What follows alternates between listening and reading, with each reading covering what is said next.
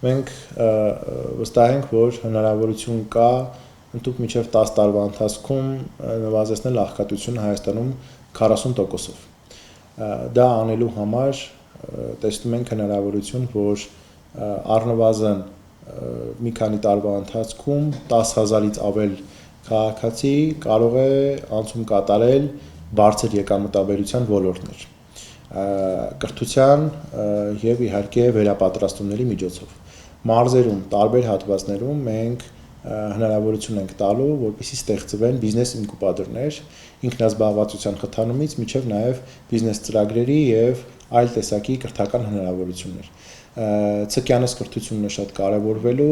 անընդհատ վերապատրաստումներ, մարդը մի ոլորտից պետք է կարողանա շատ ճկուն ձևով անցում կատարել մեկ այլ ոլորտի, համատեղել մեկ կամ մի քանի մասնագիտություններ մեկ ուրիշ մասնագիտության հետ եւ դրա միջոցով անընդհատ հարմարվի աշխատաշուկային։ Այն համակարգը, որ մինչև այժմ շատ է կիրառվել սոցիալնախարարության ծրագրերի շրջանակներում, երբ որ բոլորին համատարած ուղարկում էին վարսավիրական եւ այլ մատնահարդարման դասընթացների, բացառապես արդյունավետ չէ։ Պետք է նորարարական բոլոր տեսակի ոլորտները, որ արդեն մասնավորը շատ լավ յուրացրել է եւ իրականացնում է, սկսած գրաֆիկ դիզայնից, մինչև սոցիալ մեդիա մարքեթինգ, ռիլ մեյքինգ եւ այլ, այսինքն բոլոր տեսակի մասնագիտությունները, որոնք նորարարական են, աշխատաշուկայում շատ պահանջված են, պետությունը այդ ամեն ինչի շուրջ պետք է հնարավորություն տա մարդկանց, որպեսզի իրենք սովորեն, կրթվեն եւ կարողանան իրենք ինքնաբավ դառնան եւ լուծեն իրենց խնդիրները։ Մարդկանց պետք չէ թողնել նպաստի հույսին եւ ուղղակի որպեսզի իրենք գտնեն աշխատանք։ Պետք է վերապատրաստել եւ մարդկանց հնարավորություն տալ ավելի բարձր վարձատրվող ոլորտներ մուտք գործելու համար։ Իսկ այն մարդիկ, ովքեր կդառնան գործազուրկ, մենք նախատեսում ենք, որ շուրջ 6 ամիս իրենք կստանան 150,000 դրամի ավել գումար իրենց վերապատրաստման շրջանը ապահովելու համար, որպեսզի իրենք 6 ամսվա ընթացքում նոր աշխատանք գտնեն ու նաև դրա միջոցով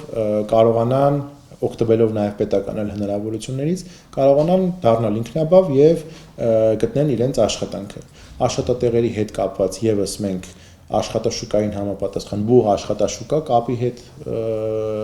կապի մասով ենք իրականացնելու տարատեսակ քայլեր, որպեսզի նաև երիտասարդ կադրերը աշխատեն իրենց մասնագիտությամբ, նախ եւ առաջ ձեռք բերեն համապատասխան մասնագիտություն, որը աշխատաշուկայում առկա է, ու նաև տեղը գտնեն իրենց բուն աշխատաշուկայում, դառնան լավ մասնագետներ, ու մենք կարողանանք իրենց անընդհատ վերապատրաստումների միջոցով պահել աշխատաշուկայում եւ իհարկե կարեւոր է, որպեսզի ավագ սերունդը նաև, ովքեր որ թեկուս թոշակառուի տարիքի են հասել եւ այլն, հնարավորություն ունենան վերապատրաստումների տարբեր հնարավորությունների միջոցով ներգրավել աշխատաշուկայում։ Սա շատ կարևոր է, որովհետև մենք ունենք ծերացող հասարակություն ու այս մասով ավագ սերնդի դերը եւ ներգրավվածությունը շատ կարևոր է լինելու։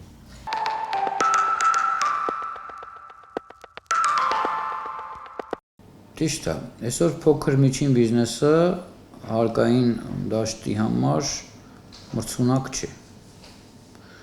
Ոչինչ բան հաշվի չի առնվում։ Հարկային օրինակ փոքր բիզնեսներին պետքա թողեն ավելի իրանք զարգանան։ Երբ որ կդառնան խոշոր կամ միջին, նոր ինչ որ սահմանաչափեր դրվի։ Չէ՞ որ փոքրը միշտ տենց որ խեղդված լինում է, այսօր մեծ նախագծեր են գնում մտնում հարկային դաշտ, չգիտեմ, իրանց ավելի շատ արտոնություններ են տալի, իրանց оборотները ավելի շատ մեծ է, իսկ փոքրը միշտ մնում է ստվերում չի կարողանում աճել ավելի զարգանալ, որովհետև իրան շանս չենք տալի, բայց այդ մարդկանց հնարավորությունն էլ է դա։ Իրանք ուրիշ աշխատանք միջոց չունեն։ Օրինակ փոքր կրպակ ունի կամ փոքր խանութ ունի կամ փոքր ինչ-որ մի կազմակերպություն ունի, ինքը մրցունակ չի, որովհետև հարկեր турքերը ավելի շատ են լինում իր վրա։ Մենք առաջարկում ենք դա շատ այն որ սիմվոլիկ հստակ ինչ-որ մի բան լինի, որ մարդը իմանա ինքը հստակ կարող է մենակ զարգանալ դեպի մինչև ինչ-որ խոշորանալու։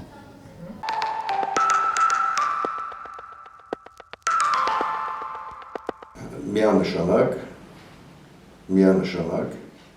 երբ որ մարդիկ պետությունը երբ որ մտածում են թոշակառու բեռը, Սա մենավտանգավորում, որովհետև վաղը ես եմ դառնալու թոշակառու։ Եթե ես իշխանության եմ, ես պետք է այսօր արդեն մտածեմ իմ ծերության մասին, իմ երեխաների, իմ հարազատների, իմ թոռների, չգիտեմ, իմ հայրենիքի, իմ ազգի վաղվա օրվա մասին։ Նախ կուզեմ ասել այսպես, որ մեր երկիրը, Հայաստանի Հանրապետությունը գոյատևում է հարգելի շնորհիվ։ Մենք ունենք ծրագիր, որ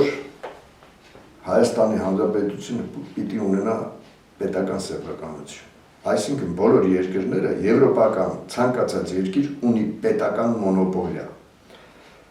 Դու չես կարող մի տուփից ավել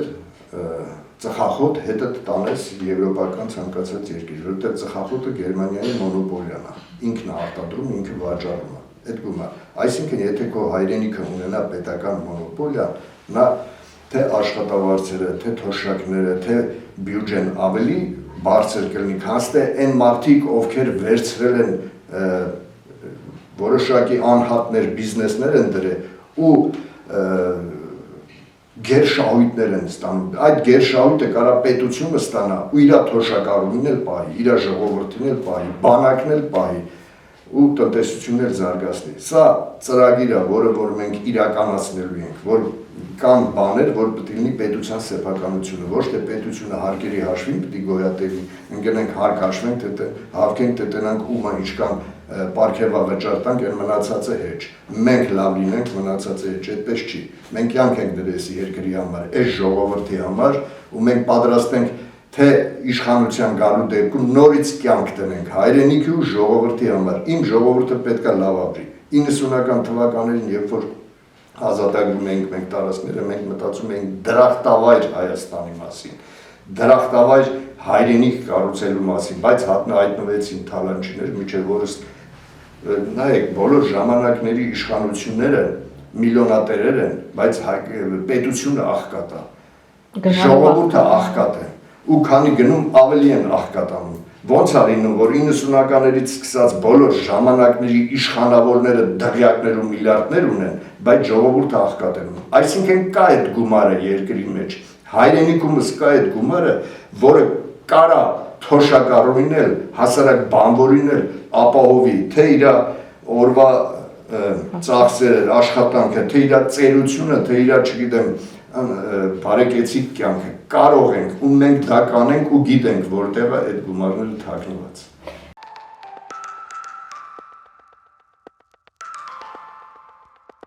Աղքատության նվազեցման մասով մենք գյուղացիական տնտեսությունների վարկային ծրագրերից օգտվելը շատ կարևոր է։ Երևի գյուղացիների 97-98% օգտվում են գյուղատնտեսական վարկերից կամ այլ տիպի վարկերից, որոնց մեծ մասը նաև ուզենք-չուզենք սպառողական վարկեր են դառնում իրենց ապրելու գոյությունը պահպանելու համար։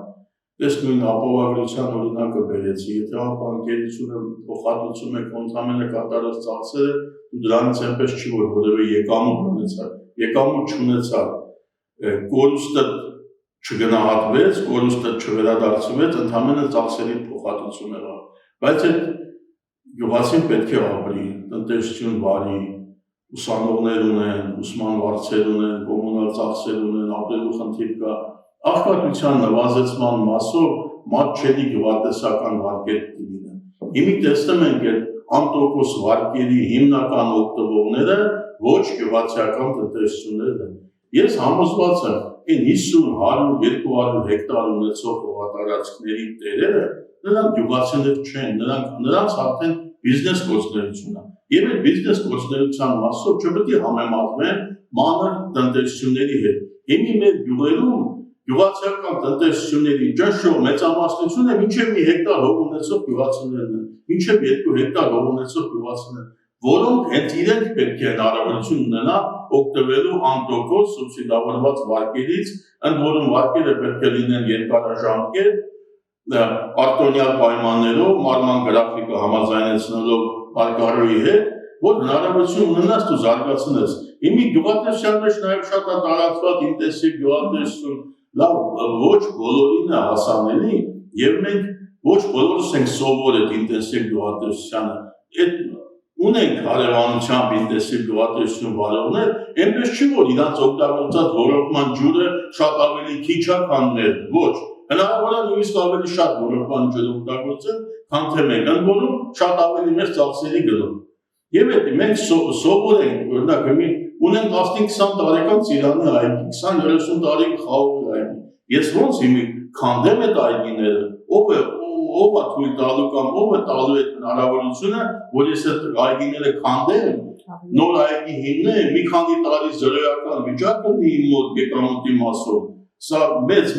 գիգանտ ծրագրերի մասին է խոսքը եւ պետք է հարմարեցնենք գյուղատնտեսություն։ Գյուղացուցը լավ, թող չլինի մեկը որ կարա գա, ասել այս քեզ խորհուրդ եմ տալի այս կուլտուրան։ Համաձայն եմ, ժամանակին գնում էր այդպես խոսակցություն, որոշակի խաղողի տեսակների մասով ասում էին թանկ խաղող, համաձայն եմ։ Ունենք խաղողի տեսակ, որ գործարանը կմթերի 500 դրամով։ Ես համաձայն եմ։ Կա նման գործարան գա իմ հետ պայմանագիր կապի, որ առաջիկա 10 տարում այս սորտի խաղողը կմթերի ինձանից 500 դրամով, ես պայմանագիր կնքեմ նման գործարանի հետ եւ աճեցնեմ նման տիպի խաղող։ Չկա նման մոտեցում։ Մենք այսօր մանավանդ մեր արմավերի տարածաշրջանում մեր մշակաբույսերը հարմարեցված են մեր տարածքին եւ եթե սրա հետ նաեւ պետության կարգավորիչ դերը լինի խթանելով գյուղատնտեսական գործունեությունը, վարկային ծրագրերը, ռոռոկումը դառնա ռոռոկման ջրի գինը նույնիսկ նվազեցվի, երբ որ կոպեկներով ջրարը վերցնում է պետությունից եւ 11 դրամով մի խորանարդ վաճառում են գյուղացու վրա այս շղթան պետք է ավելի մոտեցվի իրական գնին։ Եվ մենք ունենք իրոք հնարավորություն նաև ռոռոկման ջրի վարձը նվազեցնել։